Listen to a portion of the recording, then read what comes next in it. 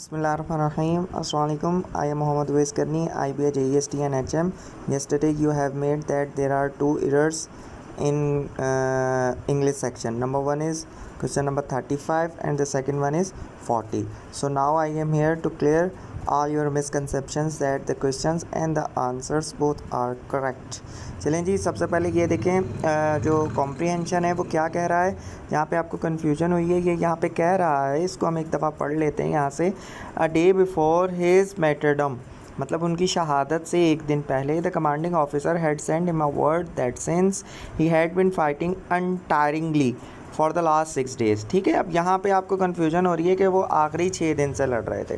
ठीक है, और क्वेश्चन क्या है, बिफोर हिज मैटरडम मतलब उनकी शहादत से पहले, how many days he has been या ही हैड बीन फाइटिंग, मतलब वो शहादत से पहले कितने दिन तक लड़ते रहे।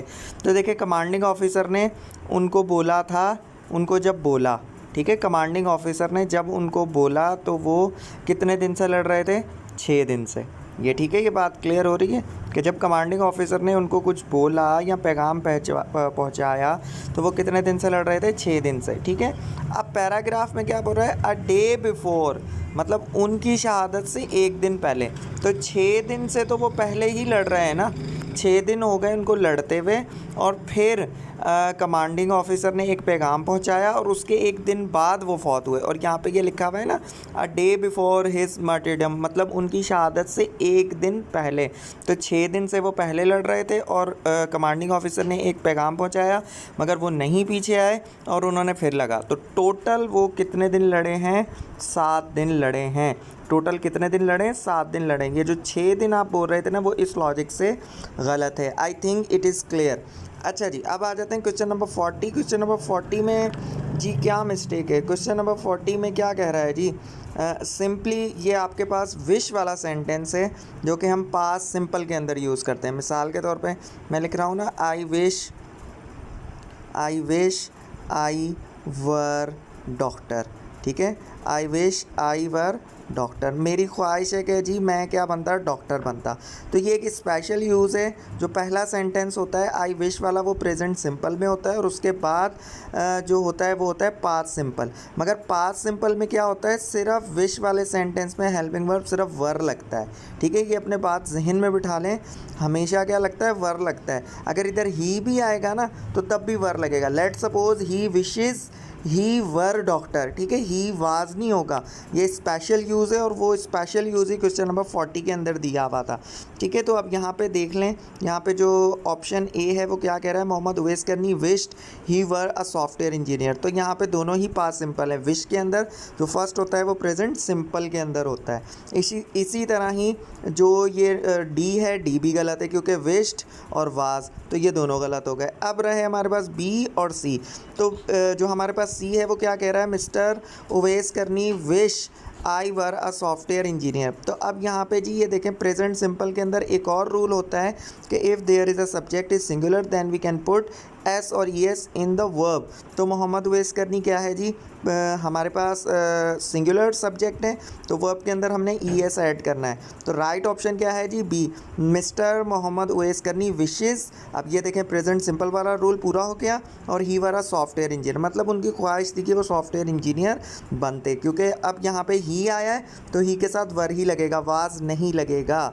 तो I think it is clear to all of you that both questions and options and keys are correct. So if you have any doubt yet, then you can ask me. I think it is clear to all of you.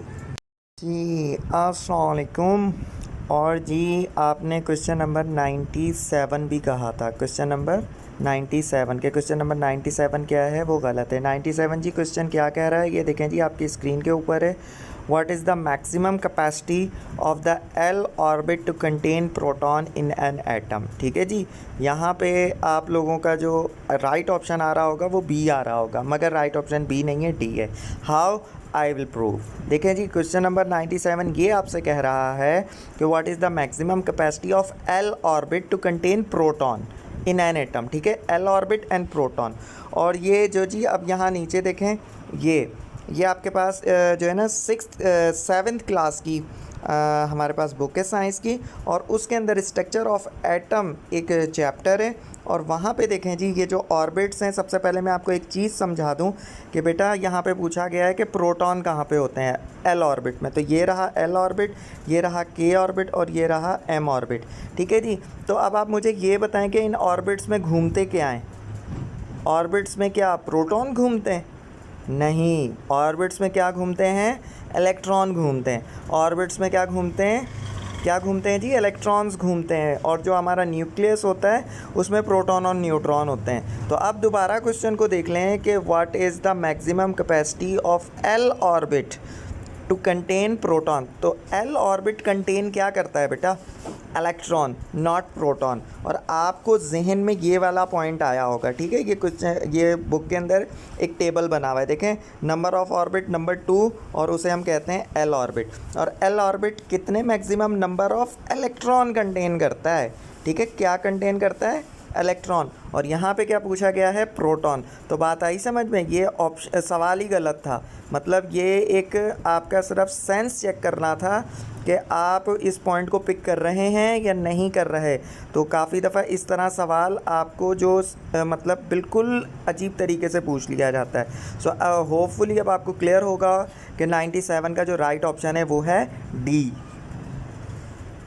अस्सलाम वालेकुम जी। उसके अलावा आपने question number 90 भी कहा था। Question number 90 ये देखें जी, आपकी स्क्रीन के ऊपर है, क्या लिखा हुआ है जी? When a light ray travel from a rare medium into a denser medium it is refracted the ray bends. तो जब जी जो आपकी लाइट रे है वो हल्के मीडियम से भारी मीडियम के अंदर जाती है, तो वो लाइट जो हमारी रे होती है वो रिफ्रैक्टेड किस तरफ होती है, ठीक है जी। अब यहाँ पे आप लोग देख लें, मैं आपको बता देता हूँ पॉइंट करके कि कहाँ पे लिखा हुआ है। ये देखें, ये आपके पास 7th क्लास की साइंस है और उसका जो चैप्टर है वो डिस्पर्शन ऑफ लाइट है, ठीक है जी।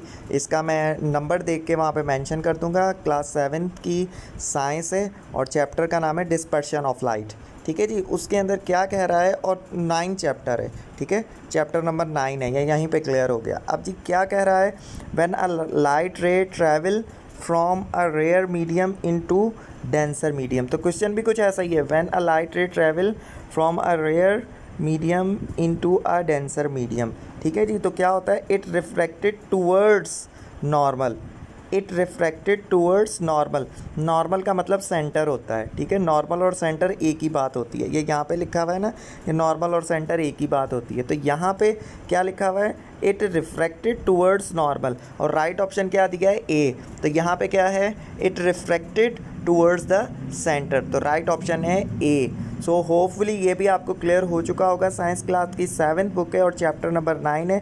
आप जाके इसको खुद पढ़ लें, ये आपको क्लियर हो जाएगा। अगर अभी भी if you have any doubt you can also ask me, even you can ask me if you have any doubt or you don't have clear the concept about this particular topic.